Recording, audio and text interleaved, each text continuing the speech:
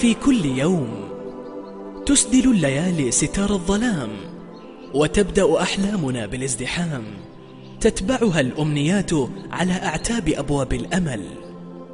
لكن ولأننا قد أضعنا مفاتيح تلك الأبواب بأحزاننا ولحظات تشاؤمنا منذ زمن، اعتدنا أن نرسم لوحتنا التي تحكي حاضرنا ومستقبلنا باللون الأسود، فتشوهت أدق تفاصيلها حتى امتلأت بالغموض.